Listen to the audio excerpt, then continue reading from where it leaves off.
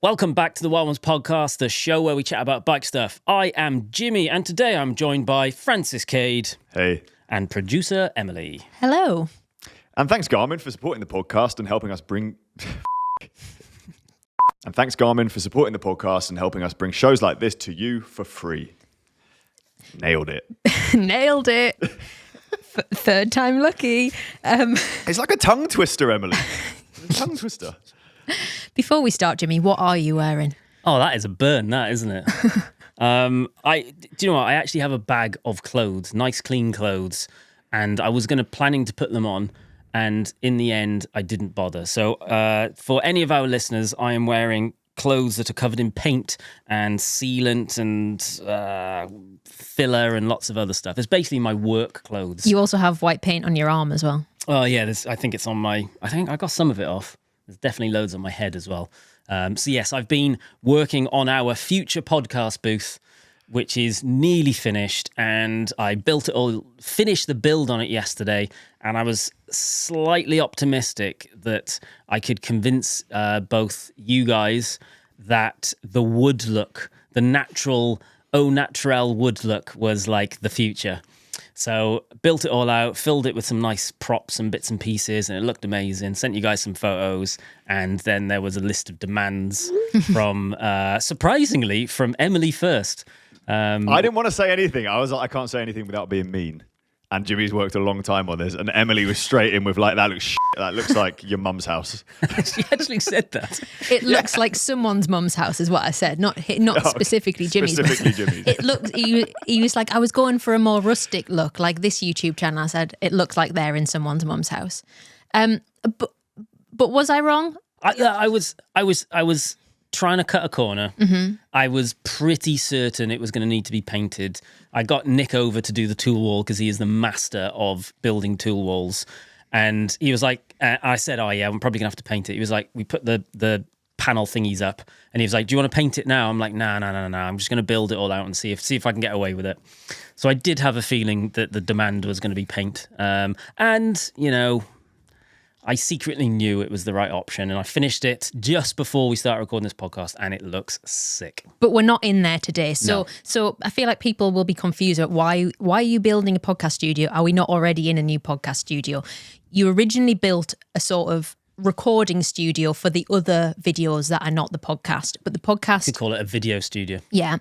The podcast requires seats in certain places and cameras in certain places, which is incredibly annoying to take down and put up every week. So we wanted like another specific little place for that. So that is what Jimmy has been building. Mm-hmm. It currently stinks of paint in there, so I'm glad we're not recording in there today. It's actually not paint that it smells of. It's carpet tile adhesive. Fine. Do you remember the spray stuff, Francis, that we put carpet tiles with? It looks like a Spider-Man jizz. Oh, I love that stuff, yeah. And we breathed in a lot of it, though. It's probably bad. So we either become Spider-Man or we just get some sort of bad disease. But it's 50-50. Mm-hmm. So next week, next podcast, we might, well, I hope we're in the new booth. Fine. Well, I will let you off for the terrible choice of clothing today because... I didn't want to put nice, clean clothes on top of a sweaty, disgusting mess of a human that I am right now. Okay, fine. On sort of this topic, I had an email when just finalising the show today, looking over the emails. Someone sent us one saying that the edit job from the last couple of podcasts felt weird. And they said that it felt... Burn for you. It burned for me incredibly. And it felt like Francis was in a different room. That is because Francis is in a different room. And has been for a little bit. You're in Area 52, aren't you? Yeah, we just have identical tools behind us. That's all. So I will take no feedback or criticism for my edit. You've got a god complex in this episode, haven't you? I know I haven't. Paint the walls. I'm God. Rah! She is quite bossy, but she's the boss. Mm. Yeah. It's been a long time coming, I think. She's finding her flow. Jimmy is so bossy though, isn't he? I just talk to him how he on his level is what I do. And he didn't notice. Well, this is the thing. He just thought it was a normal thing. You thought I was being savage to him, Francis, and he was like, That was clear communication. Great, thank you. He didn't even notice. He just got on with it and painted it white. And then the next day, it's all lovely and painted white. So I guess mission accomplished. That's how we talk to Jimmy from now on. How do you not know that? Like that's that. I need things clear and direct. Anyway, what have you guys been up to? Well, the video from our latest challenge went live, which was the how long can we hold Pauline Ferrand-Prévot and Pogačar's power on a turbo and ruin everyone's evening. So we had a few people come over and for the first people to visit the studio, which was cool, and sat on a tax bike, and it was a Garmin sponsored video, and we saw how long we could do Pogačar's power. Spoilers, it's not that long. But didn't it make you feel better that everyone was kind of in the same realm? Strangely close, right? I suppose it's one, we are not doing the same type of effort as Pogačar. It's a completely different zone you're in. It's a different type, like you're not aerobic in the slightest. So it's kind of an odd test. And what was strange to me, what was slightly surprising to me, but maybe it shouldn't have been surprising, is that we had people who were essentially untrained or rode very little. And then we had people who ride their bikes loads and loads and loads and loads and are active bike racers. Like Tony's an elite bike racer. And everyone kind of did the same, or very close to. And it just because you race a bike doesn't mean you're going to do better, because it's a kind of, well, I don't want to spoil the... The duration of effort is short enough that it's almost not a fitness test. And it was honestly quite surprising to me. And it was very fun. And I think even if you don't care about power and all that stuff, it was just a load of people shouting at each other and very funny and a lot of pain. And I enjoyed how much Ben suffered, particularly. Ben who? Ben Chappers, famous for his own YouTube channel and riding through India and Malaysia with us. But I'm sure I saw a comment on this video which was saying something along the lines of, congratulations to Ben for doing the longest, but he didn't. The actual winner was Lydia, who... Yep, Lydia smashed it. Yeah. I'm actually looking at the scoreboard. Oh, you're not allowed to say. Don't say. Well, I wasn't going to say any of the numbers, but Lydia is legitimately a beast. Like a proper beast.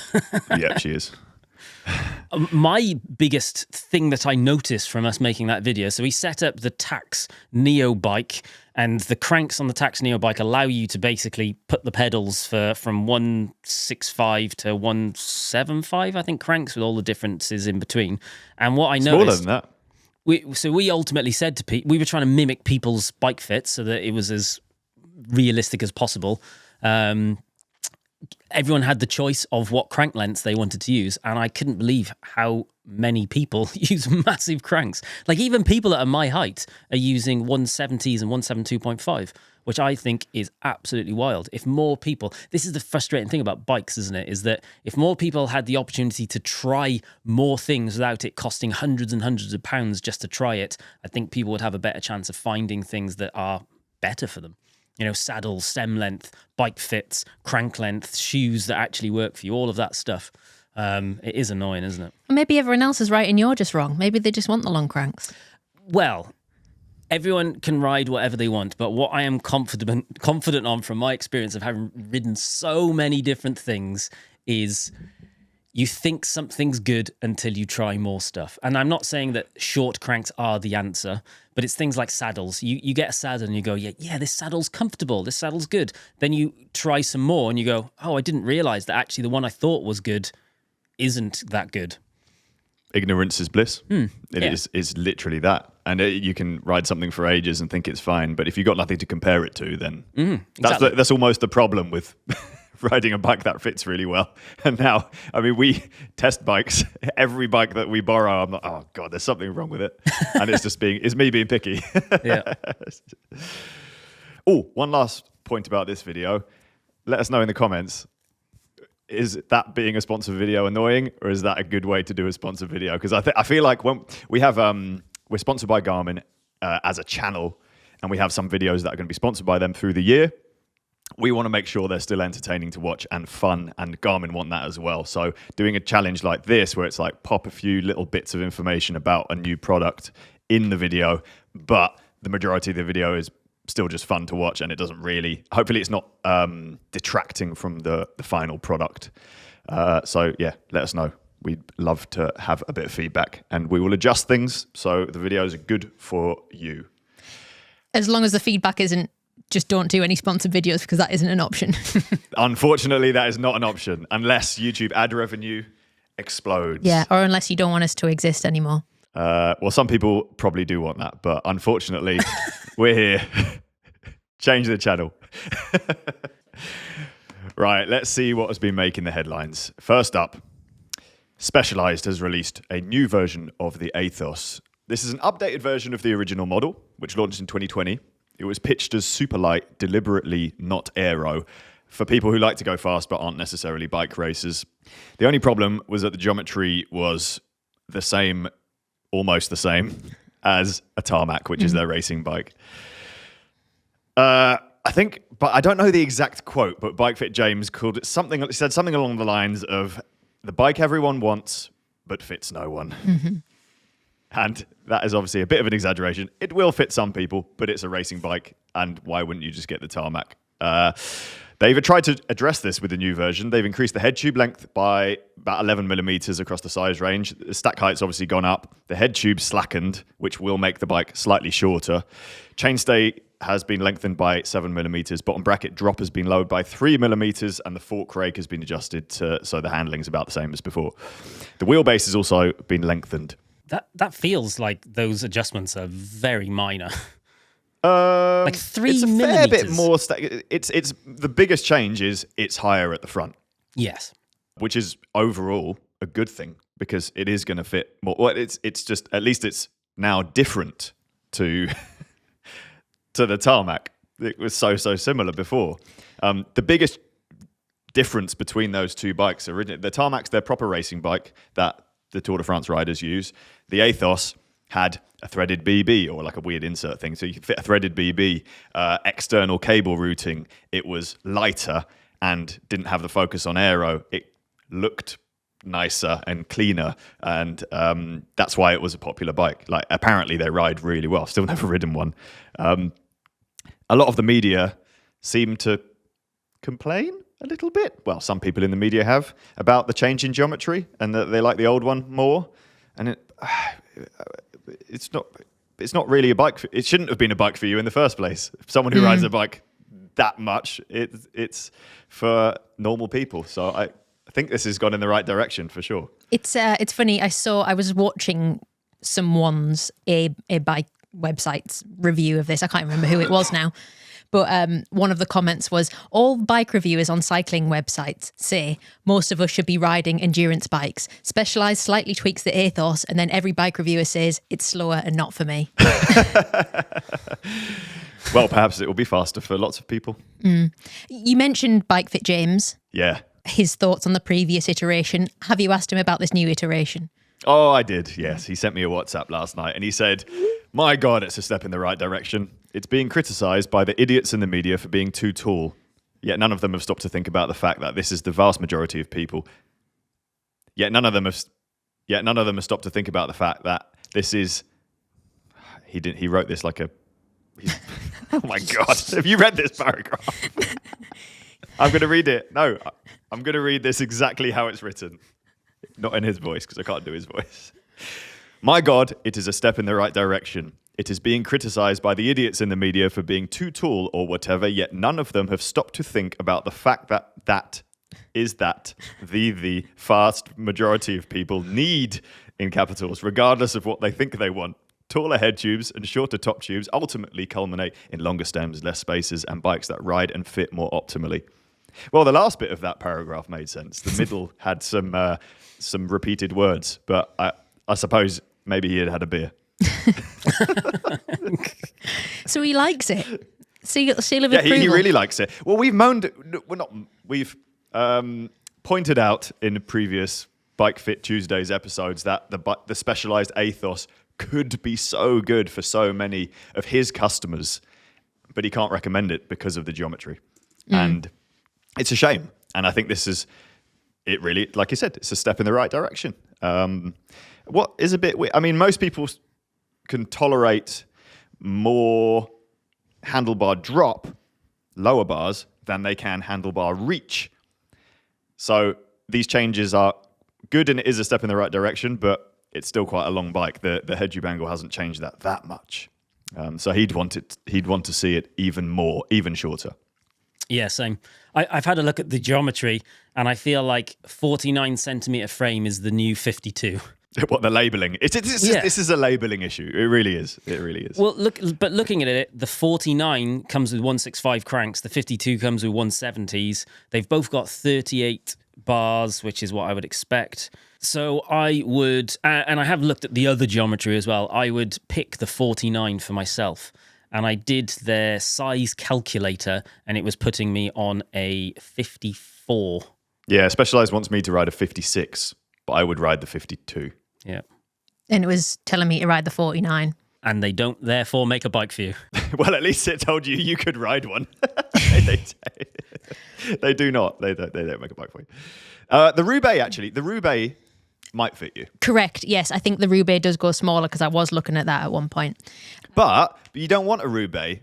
Well, I do want a Roubaix. Looking at all the marketing, you probably, I'm not going to tell you what you want, but I imagine sounds lots like you more are. people. Yeah. The point I'm trying to make, Jimmy, the marketing makes the Aethos look so shiny and fast and cool. Why isn't that just Roubaix geometry? Yeah, I guess so. I mean, I will also say I do quite like the Roubaix. I was taken by it.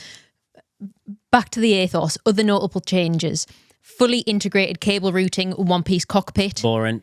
Some people will disagree with this. The original one didn't have that, but Specialized are standing firm on this. They say most people want that sleek aesthetic, and we know it. Can I just say, the best thing about the old Aethos is that it was spec'd thinner tubes, no dropped seat stays, standard bar and stem, and it looked amazing. I absolutely love that aesthetic. I always used to look at the old Aethos and go, I want one of that bike so bad.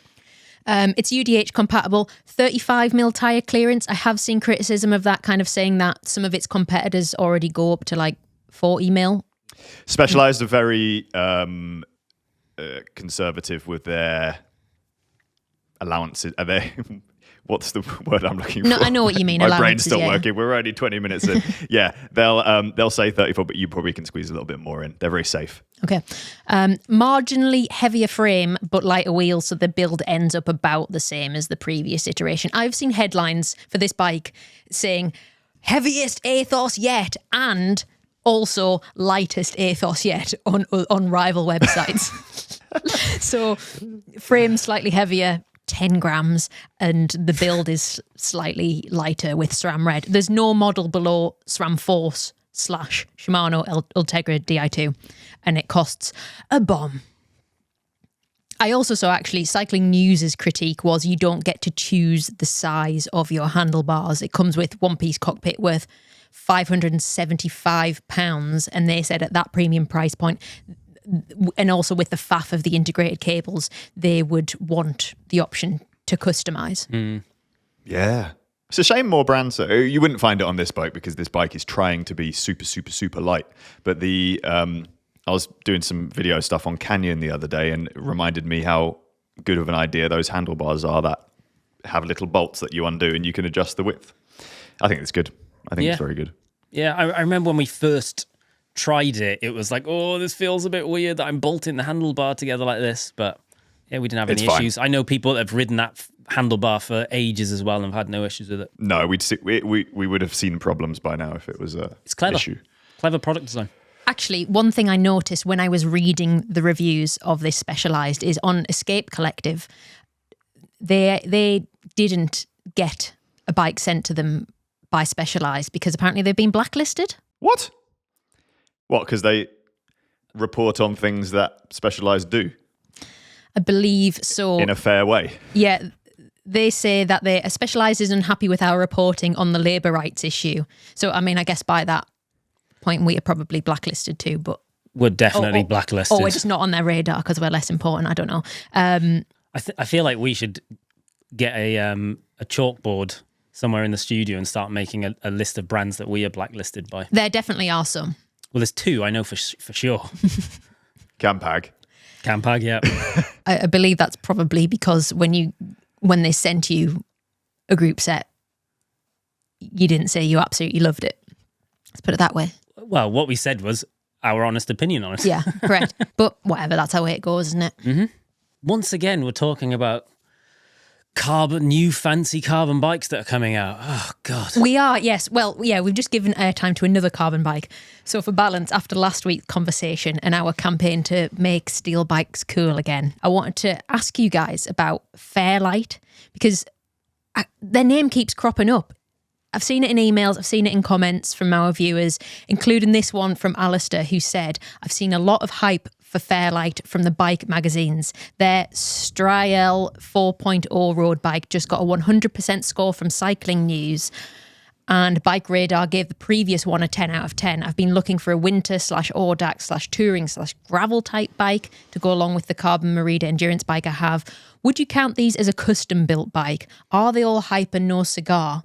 Where should somebody look if not here? And would you consider a review of one? So lots of questions there. For people who don't know, they're a UK brand. Mm-hmm. They're quite small. Yep, very, very small. Designed in the UK, manufactured in Taiwan, as far as I can see. They're not custom, but they do sell 2 different geometries per frame, as far as I know. Or definitely on the Strail at least. And they do like a tall version, which is slightly shorter as well. And then they do a slightly racier one. So it's going to fit many more people than they would otherwise if they only did one geometry. The frames look good. I think they look cool. The dropouts are cool. The system they use there, it's going to be a bike you will ride for many, many, many, many, many years. What is not cool is that they don't go small enough. I think you'd struggle, Jimmy, even on the smaller size, in both regular and tall. Yeah, it's the smallest bike they do is not a small bike, but it's the positive is that if you are the typical demographic that rides bikes, then the chances are you are going to find one that fits you really well. If you are an anomaly within that, then the chances are you might not find one that fits well.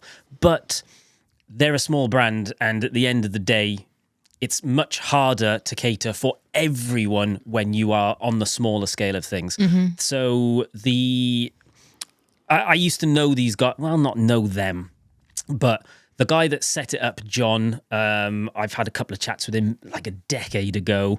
Their guy that's head of customer service is one of our mates, Seb. Seb is tall, absolute legend. He's been in the bike industry for probably 15, 20 years and knows absolutely everything about bikes. He is so alt, it is incredible. There's a photo of me somewhere riding his Fixie, and his Fixie is so big that I'm sitting on his top tube and it looks like a normal bike. They're a really, really cool brand. I like them. I think they're mint. And yeah, it'd be nice if there was some smaller ones, but maybe the big brands should be setting that example first. So they make a bike big enough for Seb is tall?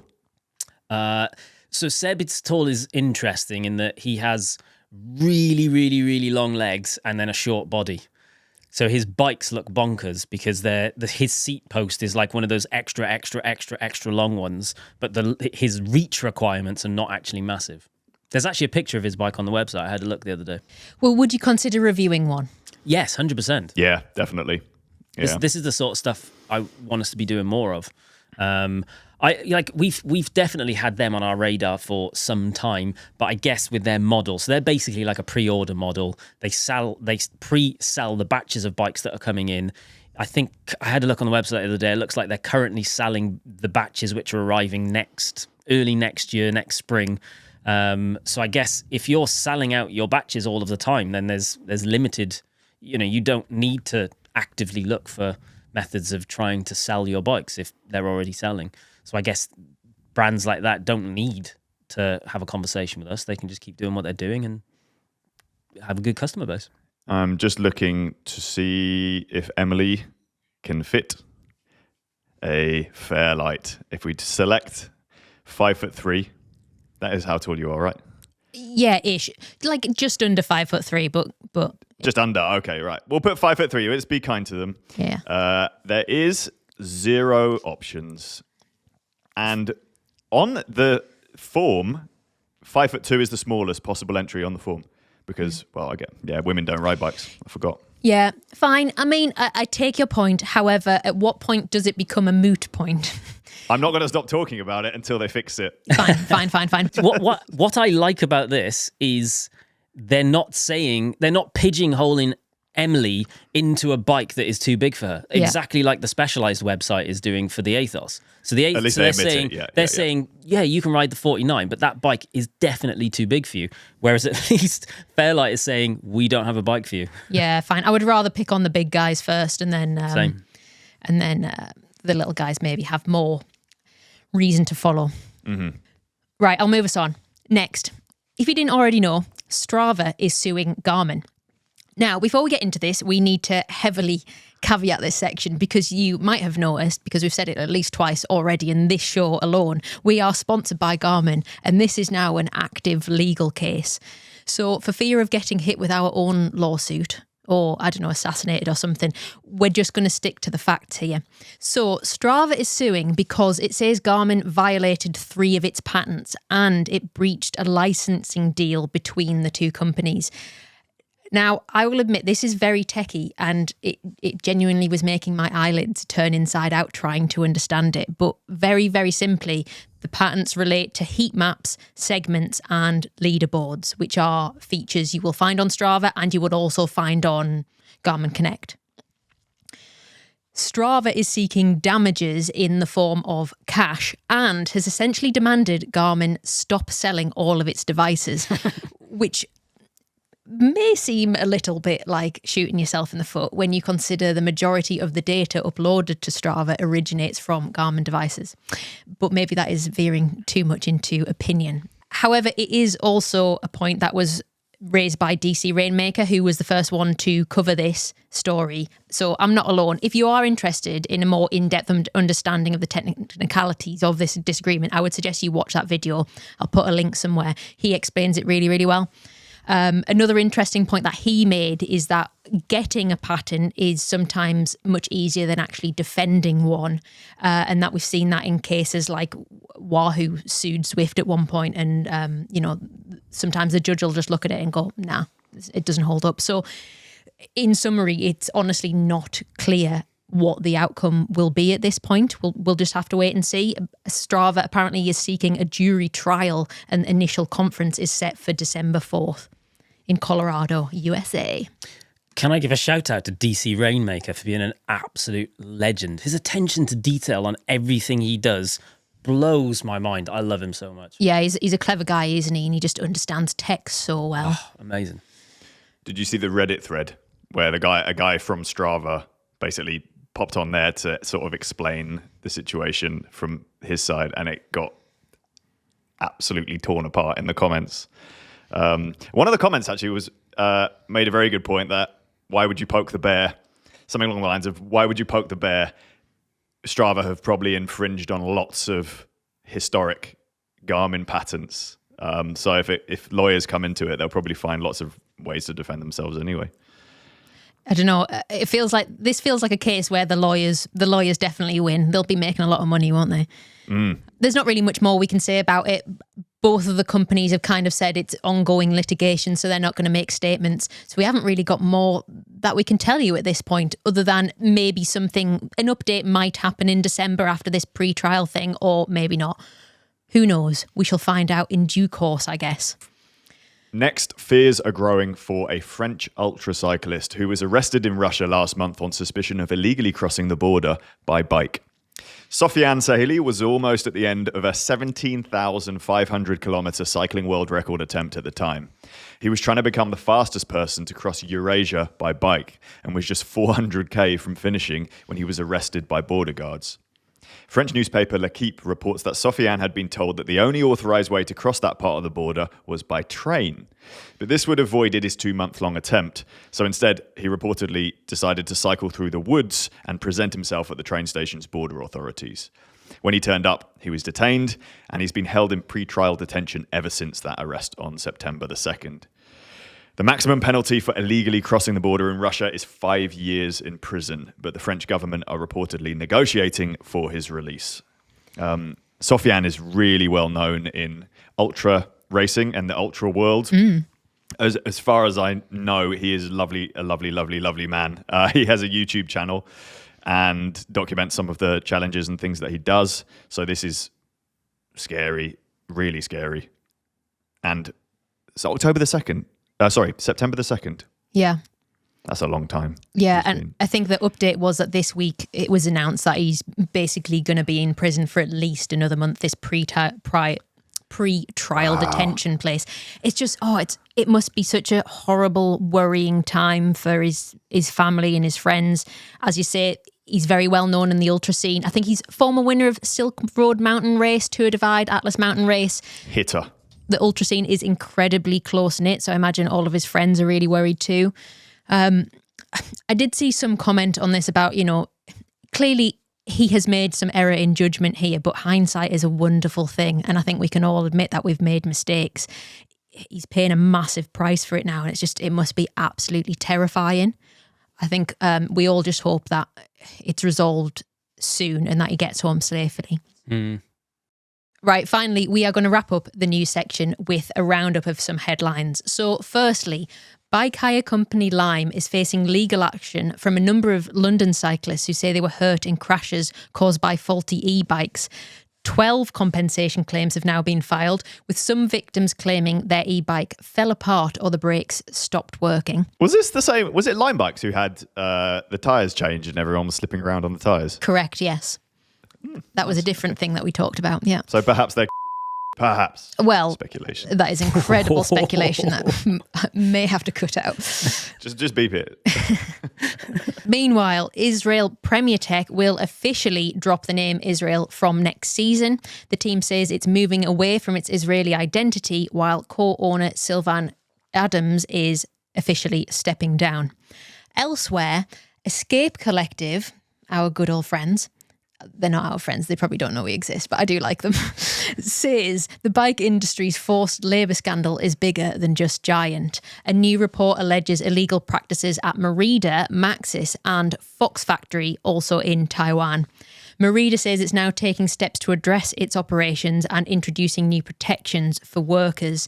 And finally, if you lock your bike at a UK train station for more than 2 hours and it gets stolen, then tough luck, because the police have now said they're no longer going to investigate these types of crimes. They say they're prioritising investigating crimes which cause the most harm rather than trawling CCTV. What a horrible roundup. That is horrible. Thanks, Emily. Yeah, okay, cheers. Oh, God. The Merida thing is, for people who don't know, Merida make Specialized. So that is very significant, despite us not seeing that many Meridas around. Yeah, second biggest manufacturer of bikes in Taiwan. So Yeah, they make bikes for lots of other people. I was reading into, because we talked about it whenever we talked about it with Giant, and it sounds like the risk of stuff like debt bondage, which I think we have talked about before, but it's especially risky with like migrant workers. Recruiters will charge workers fees to work for a company, which basically puts them into debt, and then they're using their wage to pay off this debt. So it's an entrapment thing. Ugh. I've heard this happen in places like Dubai. I think it can happen in a lot of places, and obviously migrants are more susceptible because you don't have a network. Sometimes your passport can get taken off you and stuff like that. You don't have people fighting for your corner. And from this investigation, apparently this can be especially prevalent in Taiwan, but I'm sure it is actually prevalent in a lot of places as well. So yeah, that's what Merida's taken away the recruitment fees thing, the same as Giant. Merida's gone one step further in that it's actually going to reimburse workers who are currently in debt and have previously paid fees as well, to kind of get them to neutral again. I don't think it's appropriate for me to comment on this because it will require a lot of bleeps and censoring. Well, let's just move on. Sorry about that low tone to finish up. But next up is Fluff Up of the Week. Do we have one? Is it my outfit? Oh, damn. Have we got no fluff? There's no Fluff Up. That is the Fluff Up. I kind of like just segued into it, not knowing what was going to happen here. All I've done, Emily, is sit editing videos and nothing has gone wrong. Oh, don't say that. Knock on wood or something at least. I can see that my camera is currently recording. Is your camera recording? Oh, that would be funny if it wasn't. I don't think I have. Yeah, it's.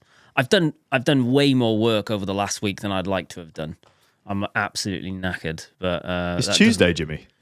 Well, since the last podcast, that's a week that's passed. It's been a pretty good week. I've done, this is not a fluff up, but I have done almost zero exercise this week because, as I mentioned on the last podcast, I gave blood and then very quickly figured out it's like the opposite of blood doping, giving blood. I was just knackered.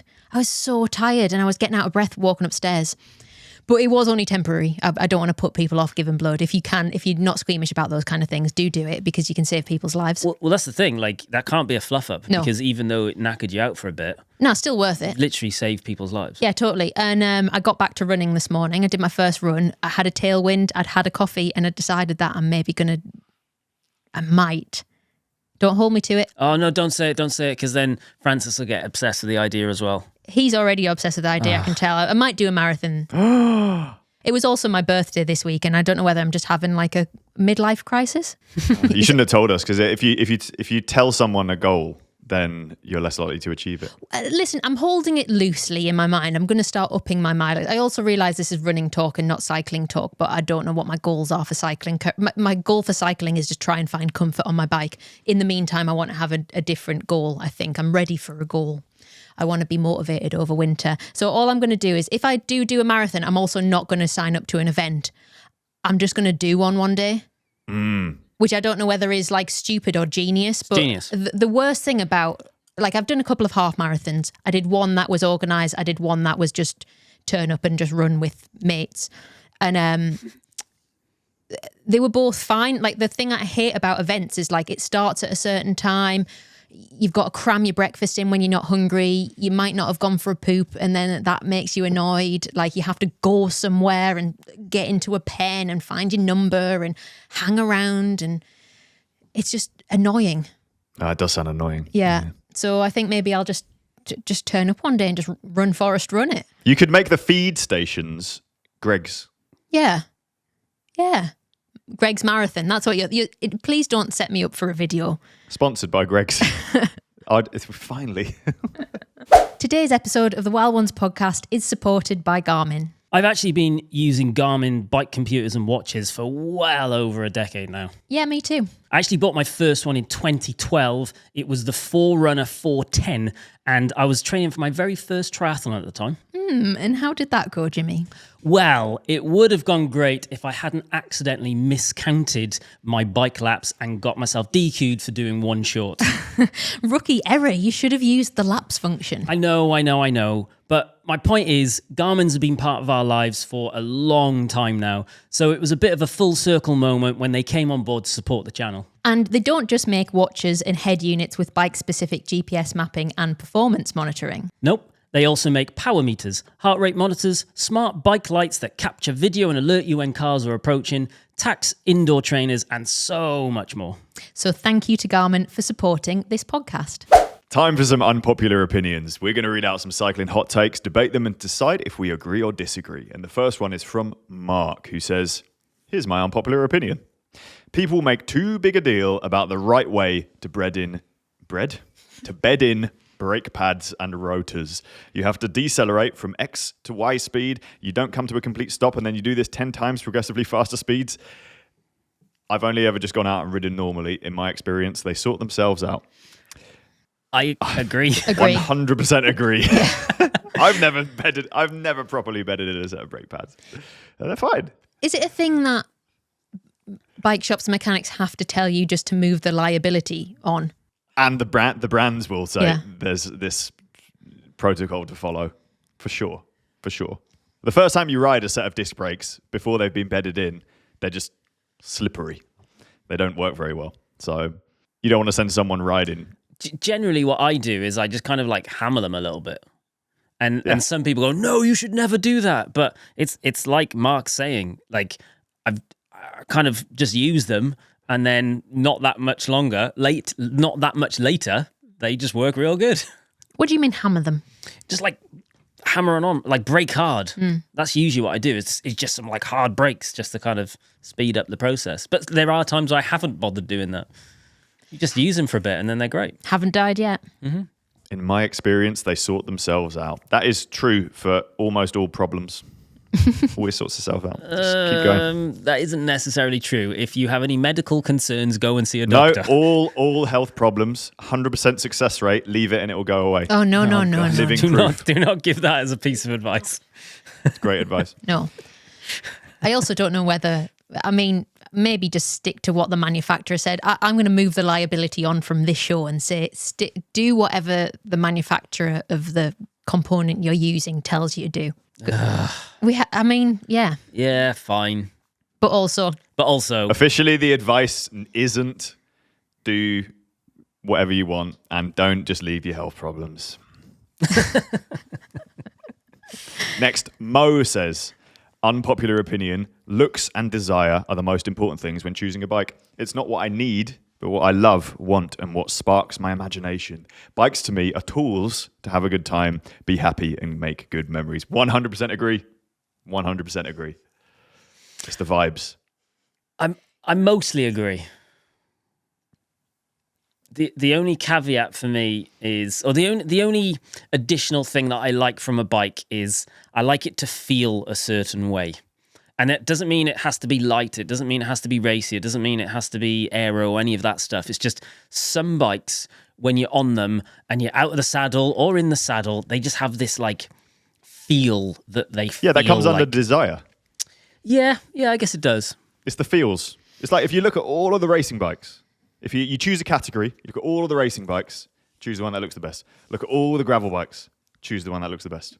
But it also has then you to ride it more. feel, when you're actually riding it, it has to have a certain feel to it as well, though, not just the look. It definitely has to look good, and it has to have the right feel, and then other than that, it's correct. Who cares? Yeah.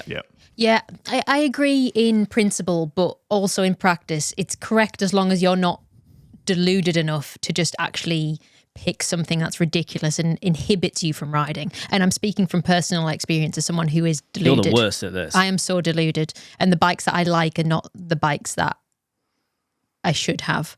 So if you pick something and it ends up making you ride it as much as you want, then yes. Right then, do you have an unpopular opinion? We want to hear it. Send yours to wildonespodcast@cademedia.co.uk and we might read it out or feature it on a future episode. And don't forget, you can also send us your questions and comments for listeners' takeover, like this one from Phil, who says, hi, Cade team. You're often talking about small frame sizes, which is a great thing to campaign for, and it's good to see the UCI handlebar rules rolled back.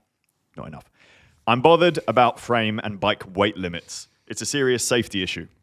Overall, warranty weight limits vary from 100 to 125 kilograms depending on the brand and model. That's the bike, rider, and gear.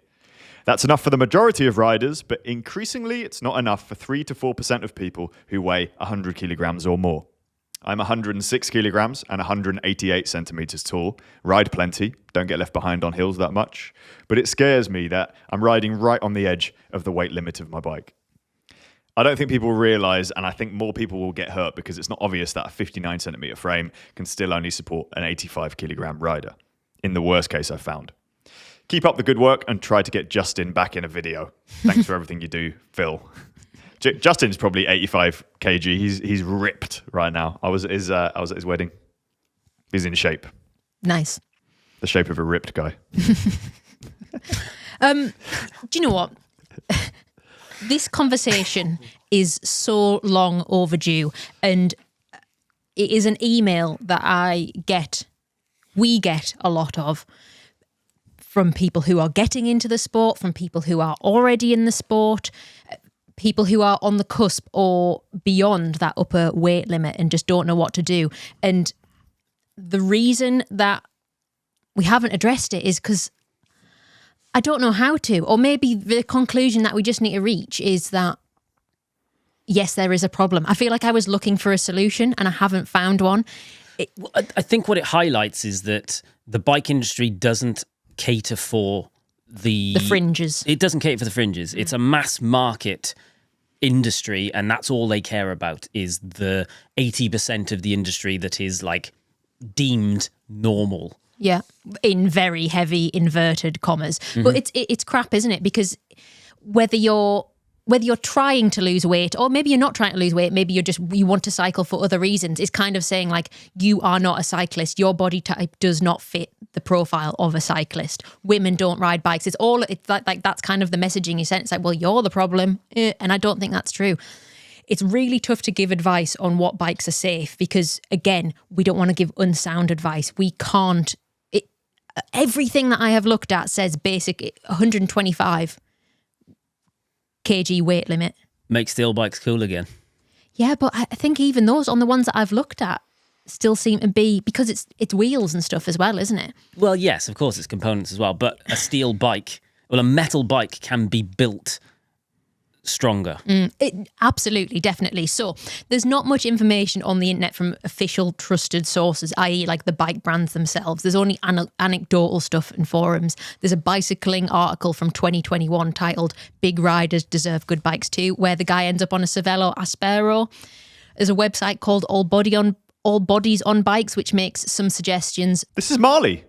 I know this. The person who runs this, Marley Blonsky. Yes, correct, yeah. She rides a Cannondale. Yes, she which does is ride 150 kilogram weight limit. The top stone, the alloy top stone, at least. I'm not sure about the carbon one. We'll have to check, but definitely the alloy top stone. Yeah.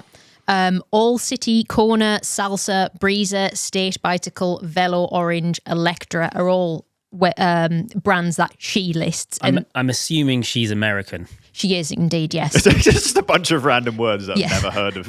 Yeah. It's just very American brands there. This is it. Like, I am clutching at straws because there is so little information. Yeah. Allbodiesonbikes.com is that website. In response to, what's his name? Phil's message, it scares me that I'm riding right on the edge of the weight limit for my bike. I would put money on. Careful. Okay. It is possible. It is probable that they are doing, if they have any sense, anything about them, this bike brand, they will be testing beyond that maximum weight limit in order to ensure that the maximum weight limit they write is safe. An example is a use-by date on food. Yes, exactly. It's there to cover their own backs, but the chances are it's going to last for ages afterwards. And specialized tire clearance. Yes, exactly. Yeah. It's you work within safe margins that you test, and you see that on, like, when we've looked at the hookless stuff as well. They actually test way beyond what they actually put on the whatever. But that's a whole different ball game anyway. I'll get to that. So, general rules: steel is pretty durable and will have better weight bearing capacity than carbon. Titanium will be even stronger and lighter, but it's more expensive. Go for disc brakes, more braking power. Oh, yeah, good point. Like that. Touring bikes are set up for heavy cargo, so could be worth considering, but you do need to check the weight limits. And you want wheels with a higher spoke count, at least 24 on the back wheel, according to Velorution.com. That is about the extent of the information that I can find on this, with a strong caveat of yes, there is a problem. We hear you. I hear you. I don't know what the solution is, but there is a problem. Make steel cool again. Oh, that's the solution, isn't it? Yeah.